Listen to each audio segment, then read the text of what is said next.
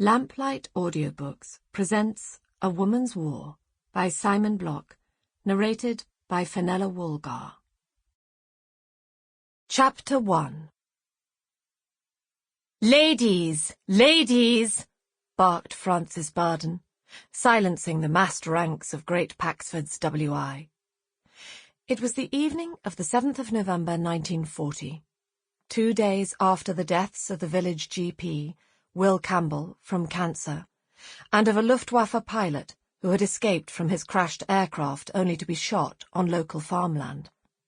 The hall was abuzz with a curious mix of sorrow for the former and intense, lurid speculation over the latter. "Settle down, please. Thank you, thank you." The women placed their hands in their laps, fell silent, and looked at their chair standing before them, with Pat Sims and Sarah Collingbourne sitting at the small committee table behind her. The rain overhead thrummed hard against the hall's roof, giving the occasion a slight undertone of menace. Frances took a deep breath, counted to 5 in her head to ensure she had the members' absolute attention, and began the address she had been constructing since breakfast. "Which of us would have imagined 14 months ago that we would find ourselves acclimatized to being at war for the second time in little over 20 years? And yet, month after month, we have accommodated the war within our daily lives. Rationing, air raids, the absence of our men of fighting age. Living in a state of war has become the everyday once more.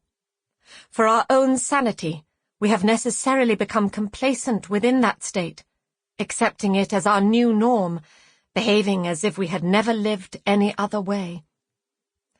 But then something happens to puncture the complacency, remind us anew that we live in dark and dangerous times. I am talking, of course, of the German pilot at large in our community for 3 days, a deadly stranger in our midst who sent us to our locks and bolts in case he found his way to our doorsteps. Now we know he has been found and killed, we can breathe a sigh of relief and feel immense gratitude towards the authorities for their great efforts in keeping us safe. But, ladies, the episode should serve as a reminder to every woman here that there is nothing normal about life during wartime, that everything is abnormal, and we should work for it to be over as soon as humanly possible. Neither Francis nor the women... Sample complete. Ready to continue?